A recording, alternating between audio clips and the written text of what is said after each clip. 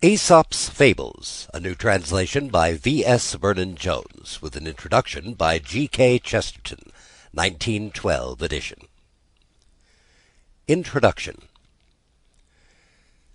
Aesop embodies an epigram not uncommon in human history. His fame is all the more deserved because he never deserved it. The firm foundations of common sense, the shrewd shots at uncommon sense that characterize all his fables, belong not to him, but to humanity.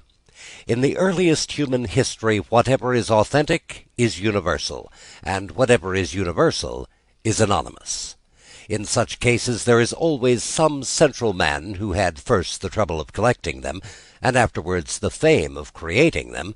He had the fame, and on the whole he earned the fame.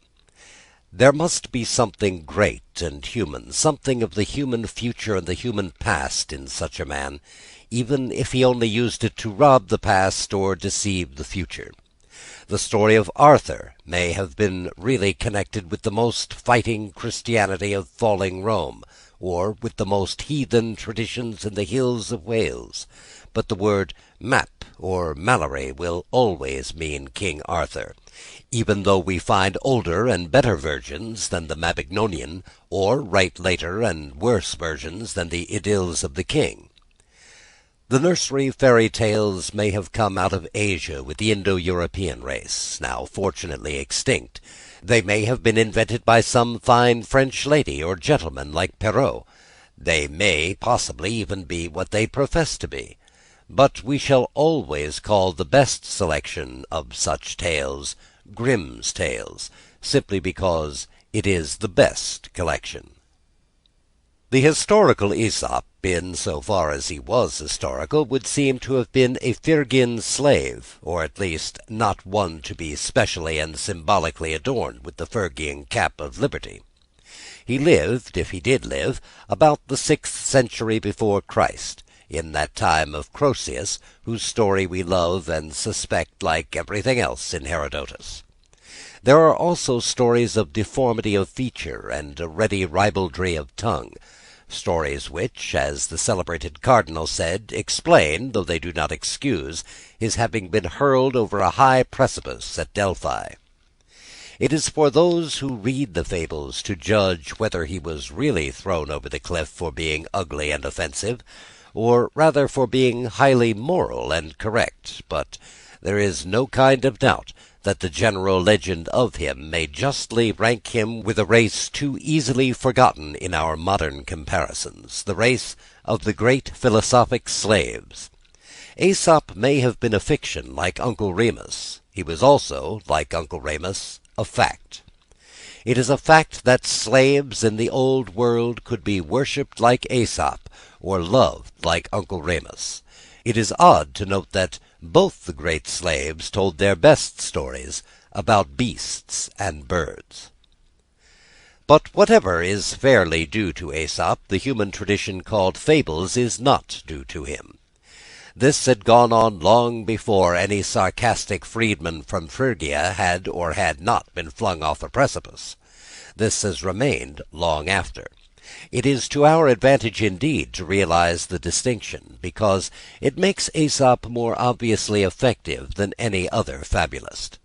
Grimm's tales, glorious as they are, were collected by 2 German students, and if we find it hard to be certain of a German student, at least we know more about him than we know about a Phrygian slave.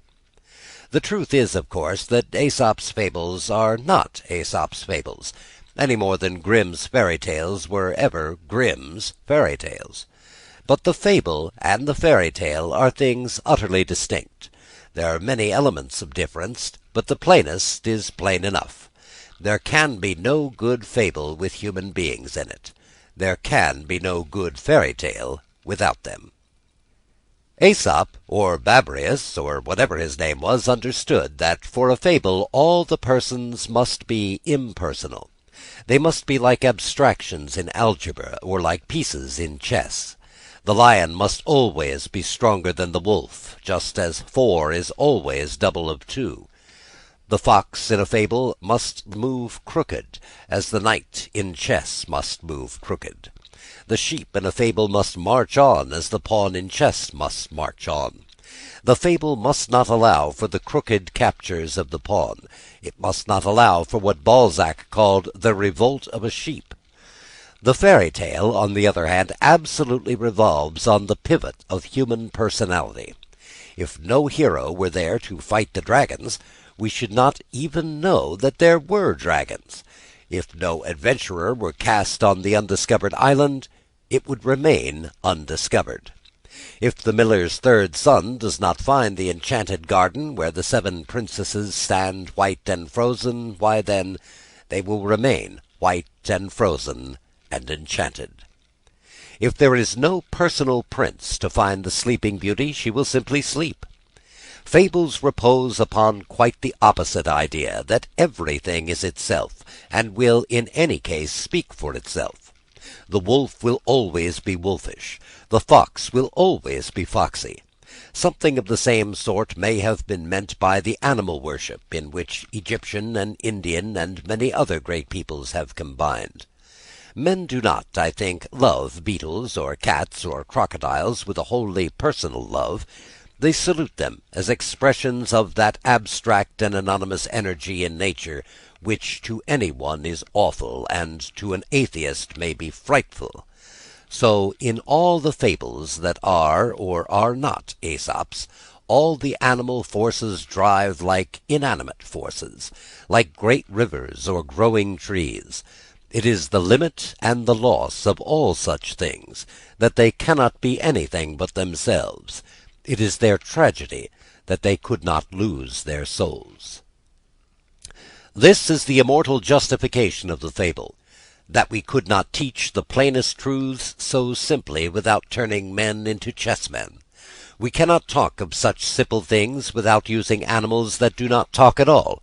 Suppose for a moment that you turn the wolf into a wolfish baron, or the fox into a foxy diplomatist. You will at once remember that even barons are human. You will be unable to forget that even diplomatists are men. You will always be looking for that accidental good humour that should go with the brutality of any brutal man, for that allowance of all delicate things, including virtue, that should exist in any good diplomatist. Once put a thing on 2 legs instead of 4, and pluck it of feathers, and you cannot help asking for a human being, either heroic, as in the fairy tales, or unheroic, as in the modern novels. But by using animals in this austere and arbitrary style, as they are used on the shields of heraldry or in the hieroglyphics of the ancients, men have really succeeded in handing down those tremendous truths that are called truisms. If the chivalric lion be red and rampant, it is rigidly red and rampant. If the sacred ibis stands anywhere on 1 leg, it stands on 1 leg forever. In this language, like a large animal alphabet, are written some of the first philosophic certainties of men. As the child learns A for ass, or B for bull, or C for cow, so man hath learnt here to connect the simpler and stronger creatures with the simpler and stronger truths. That a flowing stream cannot befoul its own fountain, and that any one who says it does is a tyrant and a liar. That a mouse is too weak to fight a lion, but too strong for the cords that can hold a lion. That a fox who gets the most out of a flat dish may easily get least out of a deep dish. That the crow whom the gods forbid to sing, the gods nevertheless provide with cheese. That when the goat insults from a mountain top, it is not the goat that insults, but the mountain. And all these are deep truths, deeply graven on the rocks wherever men have passed. It matters nothing how old they are, or how new. They are the alphabet of humanity, which, like so many forms of primitive picture writing, employs any living symbol in preference to man. These ancient and universal tales are all of animals, as the latest discoveries in the oldest prehistoric caverns are all of animals. Man, in his simpler states, always felt that he himself was something too mysterious to be drawn. But the legend he carved under these cruder symbols was everywhere the same, and whether fables began with Aesop or began with Adam, whether they are German and medieval as Reynard the Fox, or as French and Renaissance as La Fontaine, the upshot is everywhere essentially the same, that superiority is always insolent because it is always accidental, that pride goes before a fall, and that there is such a thing as being too clever by half. You will not find any other legend but this written upon the rocks by any hand of man. There is every type and time of fable, but there is only one moral to the fable, because there is only one moral to everything. Introduction by G.K. Chesterton. Aesop's Fables, The Fox and the Grapes. A hungry fox saw some fine bunches of grapes hanging from a vine that was trained along a high trellis, and did his best to reach them by jumping as high as he could into the air. But it was all in vain, for they were just out of reach. So he gave up trying, and walked away with an air of dignity and unconcern, remarking, "I thought those grapes were ripe, but I see now they are quite sour." End of Fox and the Grapes. Aesop's Fables, The Goose that Laid the Golden Eggs. A man and his wife had the good fortune to possess a goose which laid a golden egg every day. Lucky though they were, they soon began to think that they were not getting rich fast enough, and, imagining the bird must be made of gold inside, they decided to kill it in order to secure the whole store of precious metal at once. But when they cut it open, they found it was just like any other goose. Thus they neither got rich all at once, as they had hoped, nor enjoyed any longer the daily addition to their wealth. Much wants more, and loses all. End of The Goose That Laid the Golden Eggs. Aesop's Fables, The Cat and the Mice. There was once a house that was overrun with mice. A cat heard of this and said to herself, "That's the place for me," and off she went and took up her quarters in the house, and caught the mice one by one and ate them. At last the mice could stand it no longer, and they determined to take to their holes and stay there. "That's awkward," said the cat to herself. "The only thing to do is to coax them out by a trick." So she considered a while, and then climbed up the wall and let herself hang down by her hind legs from a peg, and pretended to be dead. By and by a mouse peeped out and saw the cat hanging there. "Aha!" it cried. "You are very clever, madam, no doubt, but you may turn yourself into a bag of meal hanging there, if you like, yet you won't catch us coming anywhere near you. If you are wise, you won't be deceived by the innocent airs of those whom you have once found to be dangerous." End of The Cat and the Mice.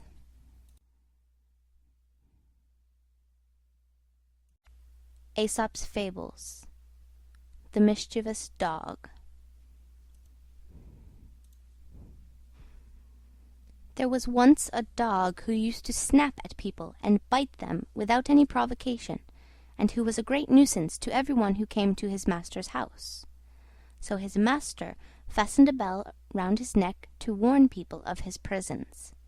The dog was very proud of the bell, and strutted about tinkling it with immense satisfaction. But an old dog came up to him and said, "The fewer airs you give yourself, the better, my friend. You don't think, do you, that your bell was given you as a reward of merit? On the contrary, it is a badge of disgrace." Notoriety is often mistaken for fame. End of The Mischievous Dog.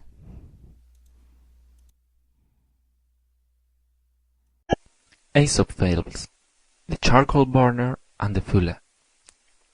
There was once a charcoal burner who lived and worked by himself. A fool, however, happened to come and settle in the same neighborhood.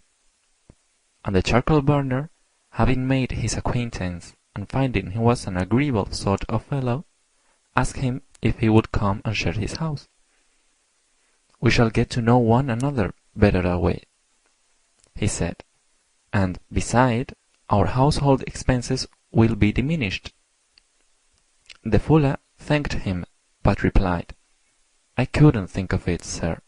Why, everything I take such pains to whiten would be blackened in no time by your charcoal." End of the Charcoal Burner and the Fuller. Aesop's Fables. The Mice in Council. Once upon a time all the mice met together in council, and discussed the best means of securing themselves against the attacks of the cat. After several suggestions had been debated, a mouse of some standing and experience got up and said, "I think I have hit upon a plan which will ensure our safety in the future, provided you approve and carry it out. It is that we should fasten a bell round the neck of our enemy, the cat, which will, by its tinkling, warn us of her approach." This proposal was warmly applauded, and it had been already decided to adopt it, when an old mouse got upon his feet and said, "I agree with you all that the plan before us is an admirable one, but may I ask, who is going to bell the cat?" End of The Mice in Council.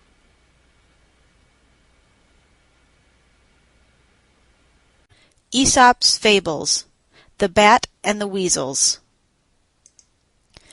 A bat fell to the ground and was caught by a weasel, and was just going to be killed and eaten when it begged to be let go. The weasel said he couldn't do that because he was an enemy of all birds on principle. "Oh, but," said the bat, "I'm not a bird at all. I'm a mouse." "So you are," said the weasel. "Now I come to look at you." And he let it go. Some time after this, the bat was caught in just the same way by another weasel, and, as before, begged for its life. "No," said the weasel, "I never let a mouse go by any chance." "But I'm not a mouse," said the bat. "I'm a bird." "Why, so you are," said the weasel, and he too let the bat go. Look and see which way the wind blows before you commit yourself. End of The Bat and the Weasels. Aesop's Fables. The Dog and the Sow. A dog and a sow were arguing, and each claimed that its own young ones were finer than those of any other animal. "Well," said the sow at last, "mine can see at any rate when they come into the world, but yours are born blind." End of The Dog and the Sow. Aesop's Fables. The Fox and the Crow. A crow was sitting on a branch of a tree with a piece of cheese in her beak, when a fox observed her and set his wits to work to discover some way of getting the cheese. Coming and standing under the tree, he looked up and said, "What a noble bird I see above me! Her beauty is without equal, the hue of her plumage exquisite. If only her voice is as sweet as her looks are fair, she ought without doubt to be queen of the birds." The crow was hugely flattered by this, and just to show the fox that she could sing, she gave a loud caw. Down came the cheese, of course, and the fox, snatching it up, said, "You have a voice, madam, I see. What you want is wits." End of The Fox and the Crow. Read by Kara Schallenberg on January 11th, 2006, in Oceanside, California. Aesop's Fables. The Horse and the Groom. There was once a groom who used to spend long hours clipping and combing the horse of which he had charge, but who daily stole a portion of his allowance of oats, and sold it for his own profit. The horse gradually got into worse and worse condition, and at last cried to the groom, "If you really want me to look sleek and well, you must comb me less and feed me more." End of The Horse and the Groom.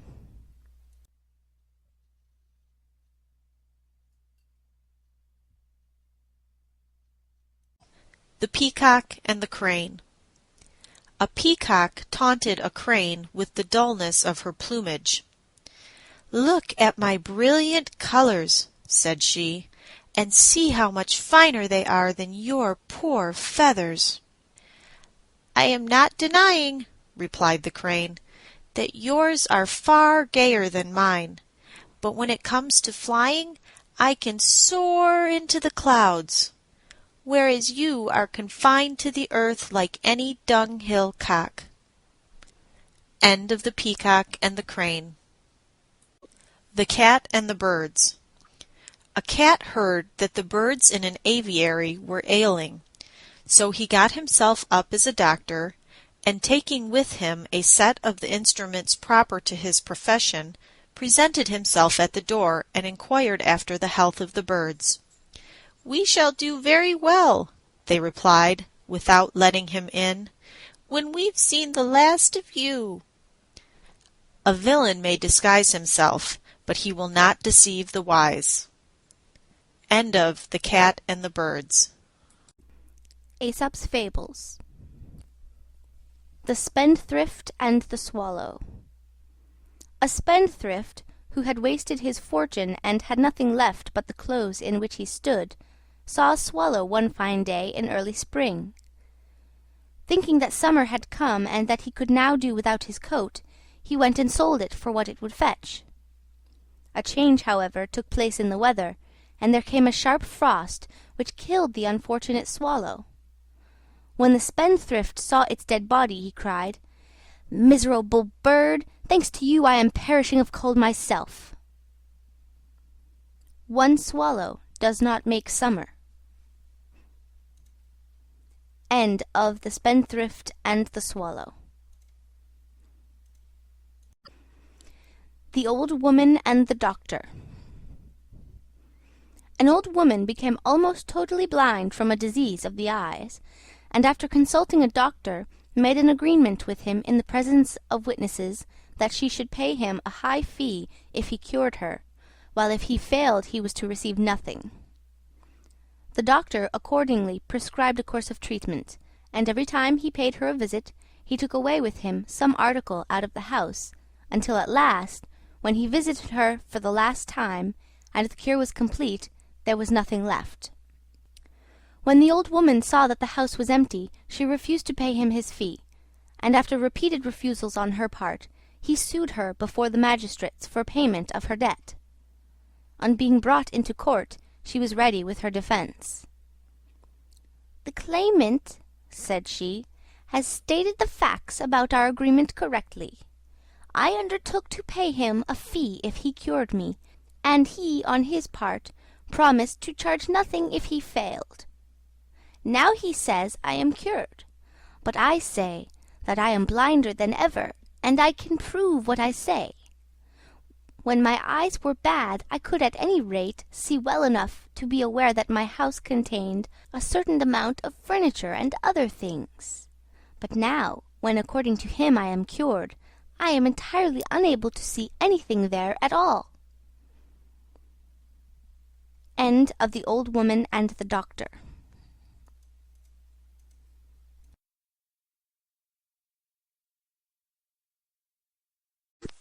The Moon and her Mother. The Moon once begged her mother to make her a gown. "How can I?" replied she. "There's no fit in your figure. At one time you're a new moon, and at another you're a full moon, and between whiles you're neither one nor the other."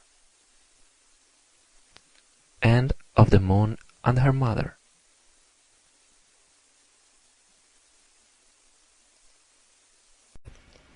Mercury and the Woodman.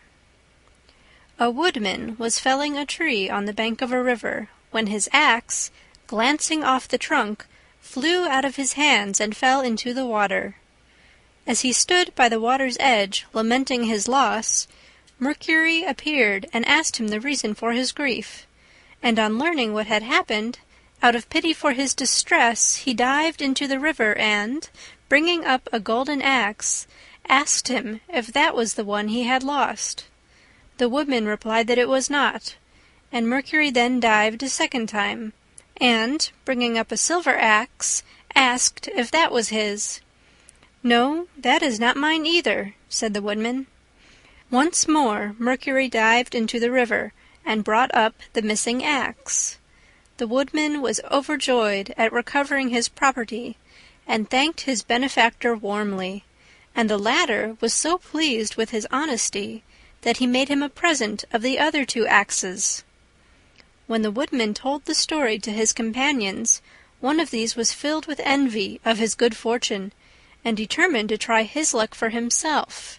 So he went and began to fell a tree at the edge of the river, and presently contrived to let his axe drop into the water. Mercury appeared as before, and, on learning that his axe had fallen in, he dived and brought up a golden axe, as he had done on the previous occasion. Without waiting to be asked whether it was his or not, the fellow cried, "That's mine! That's mine!" and stretched out his hand eagerly for the prize. But Mercury was so disgusted at his dishonesty that he not only declined to give him the golden axe, but also refused to recover for him the one he had let fall into the stream. Honesty is the best policy. End of Mercury and the Woodman. The Ass, the Fox, and the Lion. An ass and a fox went into partnership and sallied out to forage for food together. They hadn't gone far before they saw a lion coming their way, at which they were both dreadfully frightened. But the fox thought he saw a way of saving his own skin, and went boldly up to the lion, and whispered in his ear, "I'll manage that you shall get hold of the ass without the trouble of stalking him, if you'll promise to let me go free." The lion agreed to this, and the fox then rejoined his companion, and contrived before long to lead him by a hidden pit which some hunter had dug as a trap for wild animals, and into which he fell. When the lion saw that the ass was safely caught and couldn't get away, it was to the fox that he first turned his attention, and he soon finished him off, and then, at his leisure, proceeded to feast upon the ass. Betray a friend, and you'll often find you have ruined yourself. End of The Ass, the Fox, and the Lion.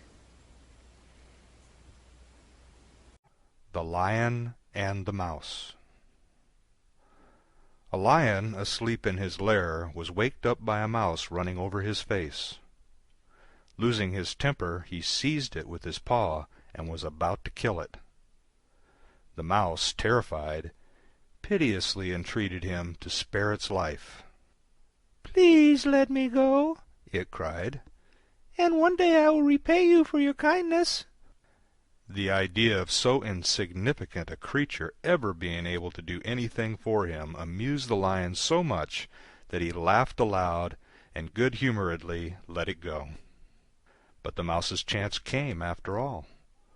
One day the lion got entangled in a net which had been spread for game by some hunters, and the mouse heard and recognized his roars of anger and ran to the spot.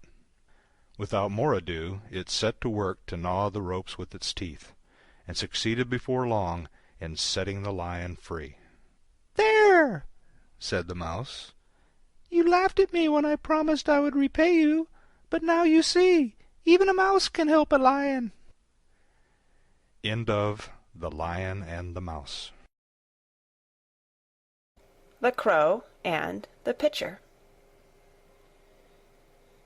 A thirsty crow found a pitcher with some water in it, but so little was there that, try as she might, she could not reach it with her beak, and it seemed as though she would die of thirst within sight of the remedy.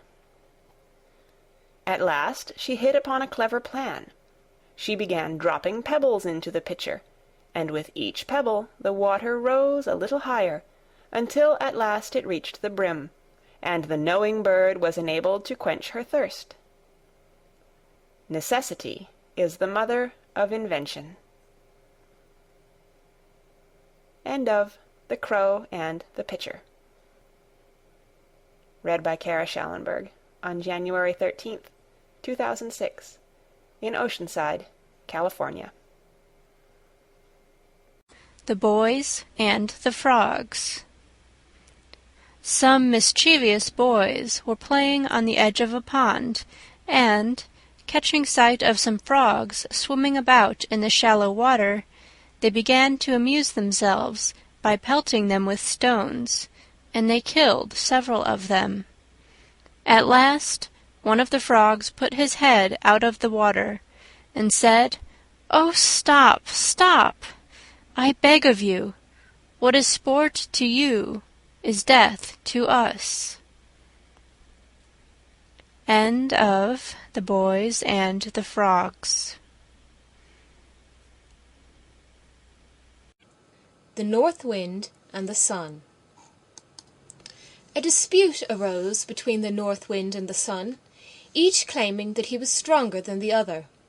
At last they agreed to try their powers upon a traveller, to see which could soonest strip him of his cloak. The North Wind had the first try, and gathering up all his force for the attack, he came whirling furiously down upon the man, and caught up his cloak as though he would wrest it from him by one single effort. But the harder he blew, the more closely the man wrapped it round himself. Then came the turn of the Sun. At first he beamed gently upon the traveller, who soon unclasped his cloak, and walked on with it hanging loosely about his shoulders. Then he shone forth in his full strength, and the man, before he had gone many steps, was glad to throw his cloak right off, and complete his journey more lightly clad. Persuasion is better than force. End of The North Wind and the Sun. The Mistress and her Servants.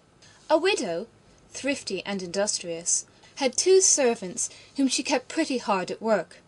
They were not allowed to lie long abed in the mornings, but the old lady had them up and doing as soon as the cock crew. They disliked intensely having to get up at such an hour, especially in the winter time, and they thought that if it were not for the cock waking up their mistress so horribly early, they could sleep longer. So they caught it and wrung its neck, but they weren't prepared for the consequences. For what happened was that their mistress, not hearing the cock crow as usual, waked them up earlier than ever, and set them to work in the middle of the night. End of The Mistress and her Servants. The Goods and the Ills. There was a time in the youth of the world when goods and ills entered equally into the concerns of men, so that the goods did not prevail to make them altogether blessed, nor the ills to make them wholly miserable. But owing to the foolishness of mankind, the ills multiplied greatly in number and increased in strength, until it seemed as though they would deprive the goods of all share in human affairs, and banish them from the earth. The latter, therefore, betook themselves to heaven, and complained to Jupiter of the treatment they had received, at the same time praying to him to grant them protection from the ills, and to advise them concerning the manner of their intercourse with men. Jupiter granted their request for protection, and decreed that for the future they should not go among men openly in a body, and so be liable to attack from the hostile ills, but singly and unobserved, and at infrequent and unexpected intervals. Hence it is that the earth is full of ills, for they come and go as they please, and are never far away, while goods, alas, come one by one only, and have to travel all the way from heaven, so that they are very seldom seen. End of The Goods and the Ills. The Hares and the Frogs. The hares once gathered together and lamented the unhappiness of their lot, exposed as they were to dangers on all sides and lacking the strength and the courage to hold their own. Men, dogs, birds, and beasts of prey were all their enemies, and killed and devoured them daily. And sooner than endure such persecution any longer, they one and all determined to end their miserable lives. Thus resolved and desperate, they rushed in a body towards a neighbouring pool, intending to drown themselves. On the bank were sitting a number of frogs, who, when they heard the noise of the hares as they ran, with one accord leaped into the water and hid themselves in the depths. Then one of the older hares, who was wiser than the rest, cried out to his companions, "Stop, my friends! Take heart! Don't let us destroy ourselves after all. See, here are creatures who are afraid of us, and who must therefore be still more timid than ourselves." End of The Hares and the Frogs.